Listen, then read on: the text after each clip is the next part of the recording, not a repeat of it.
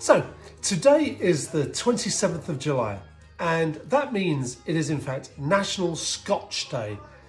Now, it may surprise you to find out that National Scotch Day is nothing to do with Scotland at all. Well, it is, but only tangentially.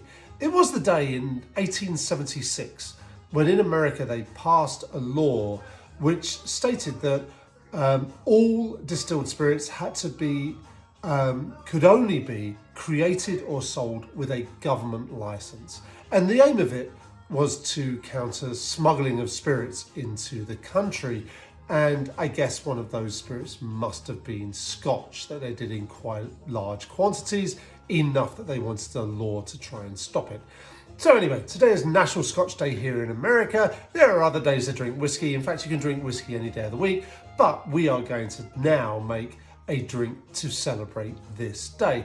And I've done other Scottish themed cocktails before, but I have not made this one before. And this one is a Rob Roy, which is allegedly not named after Robert Roy McGregor, who was the Robin Hood-like Scottish folk hero, but rather it was named after a play, or an operetta, in fact, with the name Rob Roy that was current at the time. So whatever, it all gets mixed up. We don't really care. This is a good drink. It is essentially a Manhattan, but it's a Scottish version of said drink. So I'm going to go straight to making it now. And it's a drink that calls, you can use any Scotch whiskey you like. Typically it's a blended whiskey. Some of you may prefer to use your single malt expensive whiskies in here.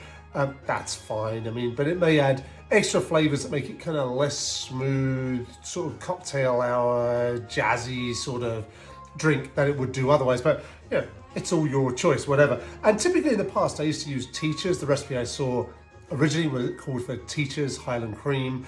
I don't have any. I do, however, have Grant's, and I have a soft spot for Grant's. Like Beefeater Gin, this was the brand of whiskey that was sold when I worked at the National Theatre, and it's got a distinctive triangular shape, much like Glenfiddich. That's the one I've got, and it's the one I'm going to use. So here we go. 2 ounces of blended Scotch whiskey or other Scotch of your choice. 2 ounces, 1, 2. And like a Manhattan, it calls for sweet or red vermouth. That is the Northern Italian kind of vermouth, not the dry French vermouth, although let's be honest, vermouths are made all over the place. I'm using Cinzano Rosso. One recipe I saw called for Carpano Antico, I like that, but sometimes it's a bit heavy, a bit rich, and I think this works a little better. As Difford talks about in his guide, Simon Difford often talks about drinks working harmoniously together, the different ingredients. I think that's important. The ratios are important, and so are the sort of different ingredients you use. Anyway, enough of that little rant. Let's put in 1 ounce, so the typical ratio of those two there. And then finally, it calls for aromatic bitters. Typically it would be Angostura bitters, the famous Angostura bitters. Another recipe by David Embury suggests using Angostura bitters and Creole, the Peychaud's bitters. However, I instead am going to use Bogart's bitters, this sort of old recreation of, or it's not an old recreation, it's a new recreation of one of the original bitters that was around 100 and whatever years ago with cocktails.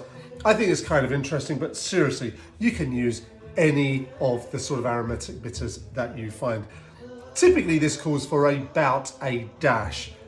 This thing, if you can see, I've done this before, it doesn't have one of those tops like the Angostura bitters where you just shake it in. You got to pour it in, and I don't trust myself, so I'm going to pour this in. In terms of a teaspoon from this, it would be about that much, which I'm not going to show you because actually I probably poured too much. I quite like the taste of it. Works very well with this drink. Essentially, you're going to use a healthy dash, maybe 2 of Angostura bitters. And like I say, I'm not too worried about that because I like the Bogart's bitters. I like all these bitters. They work really well with this drink. Give that a good stir. And actually, I went out, it was National Scotch Day, as I say. So I went to Etsy Bravo, and there they do Whiskey Wednesday, which coincided with Scotch Day. They were serving a Scotch. I had a Talisker. I also had another whiskey cocktail. I had some sort of banana liqueur in it. I'm going to do some with banana liqueur one of these days. But it was fun that was celebrated kind of unintentionally, really. And really, do we really need another day to... Yeah, okay. We need as many days to celebrate all these drinks as we want. We don't care about that. The more the merrier, right? Anyway, I've stirred that for much more than the usual 20 seconds. I think we'll survive with that. I've got a chilled cocktail glass. Use a coupe for this one, but if you don't have a coupe, use some other glass. I was going to use a Nick and Nora glass, but the coupe is what you should use. Strain that into your chilled cocktail glass like that. And then I'm following Difford's guide with a twist of orange that I am going to twist. That's why it's a twist, right? Twist it. Oh, twisted. But discard. And then add, luckily, my favorite extra adornment and garnish is a cherry. Typically it would be a maraschino cherry, like a luxardo. I've got an amarena cherry, the Fabri Italian ones. They're all good. Use a good cherry. Your drink deserves it. And there we go, just in like there. And let's see what we've got.